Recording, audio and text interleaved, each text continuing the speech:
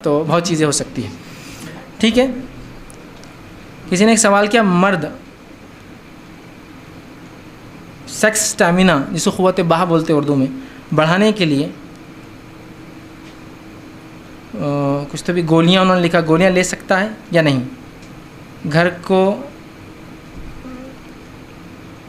یا گھر میں کوئی چیز کھانا چاہیے گولیاں لیں. تو دیکھیے قوت بہا کے تعلق سے بھی لوگوں کی غلط فہمی ہوتی، جو میں نے پہلے کلیئر کر دیا کہ کتنا ڈیوریشن ہو اس کا، یہ سب چیزیں انریلیونٹ ہیں.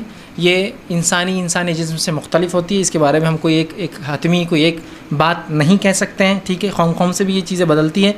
رہا یہ کہ آپ کو کیوں ایسا لگتا ہے کہ آپ کو قوت بہا کم ہے، یہ غلط فہمی ہوتی ہے. اکثر مسکنسیپشن ہوتا ہے میری کم ہے. کیوں کم ہے؟ کہ اس کی زیادہ ہے.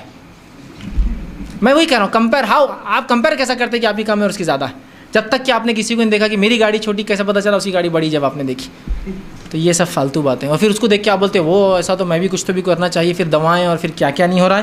اور میں نے کہا نا ایک بہت بڑی انڈسٹری جو ہے بہت لاکھوں اور کروڑوں کی جو بہت خاموشی میں چلتی ہے بغیر بتائے کہ یہ ہے وہ اتنی بڑی انڈسٹری ہے کہ اس کے بارے میں آپ تصور بھی نہیں کر سکتے ہیں. آپ جن فلم اسٹار اور ایکٹر اور ایکٹریسز کو دیکھتے ہیں جو ہالی ووڈ اور بالی ووڈ کے نام سے مشہور ہے، ان کو لوگ اتنا نہیں دیکھتے پوری زندگی میں جتنا ایک دن میں یہ پورن اسٹارز کو لوگ دیکھتے ہیں.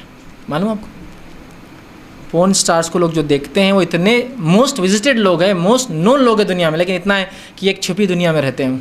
کوئی آ کے ڈسکس تھوڑی کریں گا میرا پورن اسٹار یہ ہے نا، وہ تو خاموش ہے. لیکن اتنا دیکھتے ہیں کہ انالیسس کے حساب سے زندگی میں جتنا ان کو نہیں دیکھتے ہوں گے، ایک دن میں ان کے کلکس اتنے بڑھتے ہیں ان کے ویڈیوز کے اوپر. سمجھ رہے آپ بات؟ تو یہ سب اسی کا نتیجہ یاد رکھیے. تو یہ تمام چیزیں چھوڑ دیں. ہاں حقیقتاً آپ کو اگر ایسا کوئی مرض ہے جس میں دونوں چیزیں آ سکتی ہے، اسٹیمینا کم ہے، یا جس کو ایک ادر لینگویج میں بولیں گے پری میچور ایجیکولیشن جس کو بولتے ہیں، وقت سے پہلے، تو اس کے لیے آپ اچھے ڈاکٹر سے کنسلٹ کریں.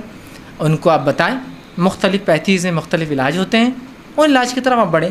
لیکن ان گولیوں کی طرف آپ نہ جائیں، اس لیے کہ اگر یہ گولیاں علاج کے طور پہ تو لیجیے، لیکن خالی یہ فار اے ٹائمنگ اگر اسٹیمینا کو بوسٹ کرتی ہیں تو یہ گولیاں زیادہ فائدہ مند بہرحال نہیں ہوتی ہیں اور اس کے نقصانات بہت زیادہ ہوتے ہیں. بالخصوص ایسی گولیاں جو ایلوپیتھک میڈیسن جو ڈیزائنس ہوئی اس کام کے لیے، جس میں سب سے مشہور اور معروف آپ کی وائگرا ہے، اور اس کے علاوہ ایک n نمبر آف چین ان گولیوں کی چلتی ہے. ان کی طرف میں کہوں کبھی مت جائیے، اس لیے کہ وائگرا کے جو ٹیسٹ آئے ہیں، جو نتیجے نکلے ہیں، جو جنریشنز اس سے بن رہی ہے، اس میں بتایا جا رہا ہے کہ ان کے اندر لڑنے جھگڑنے کی پروتی بہت زیادہ ہوتی ہے جو وائگرا لیتے ہیں والدین، اور جس کی وجہ سے اولاد وجود میں آتی ہے.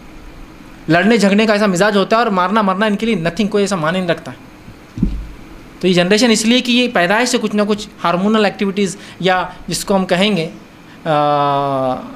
زیادہ لینے یا کم لینے میں ڈوسز جو نقصانات ہوتے بہت زیادہ. تو میں کہوں گا علاج کے طور پر ایلوپیتھی کی جگہ آپ بہت سی اور پیتھیز ہے، آیورویدک جس میں ایک بہت اچھا یونانی ہے، جس میں بہت حد تک ہومیوپیتھی اگر یہ آپ کے لیے بہرحال کوئی علاج کا اور ذریعہ نہیں ہے تو آپ اس میں جائیے، وہ بیسٹ ہے. ایز اے علاج کرائیے، نہ کہ صرف ایک کیور. ہاں وہ لوگوں کے لیے اس کی اجازت دی جا سکتی گولیوں کی جو لوگ جیسا فار ایگزامپل ڈائبیٹک ہیں. ڈائبیٹک پیشنٹس کے لیے آپ کو معلوم ہونا چاہیے، اس کے لیے تھوڑا سا مشکل ہوتا ہے کہ خون کا دوران اس کے اس حصے میں جسم کے جائے جس میں اس کو ضرورت ہوتی ہے اس وقت جب ہم بستری کریں، تو وہاں جو ہے ہم اجازت دے سکتے ہیں کہ وہ آدمی چونکہ اب مجبور ہے، اور ڈائبٹیز کا علاج ہونا تو تب اس کے لیے باقی چیزیں ہوں گی، تو وہ چونکہ مجبور ہے تو ایسے میڈیسن اگر وہ اپنے جائز کام کے لیے لے لیتا ہے تو یہ اس کی مجبوری ہے. اللہ تعالیٰ اس کی مجبوری کو دیکھوں گا اس معاملے میں. بات سمجھ رہے ہیں؟ لیکن ہر ایرا غیرہ کہیں کہ آپ کی شادی ہوئی اور شادی جب ہو رہی بولے پان لائے کہ آج شادی کا پان سے کیا تعلق؟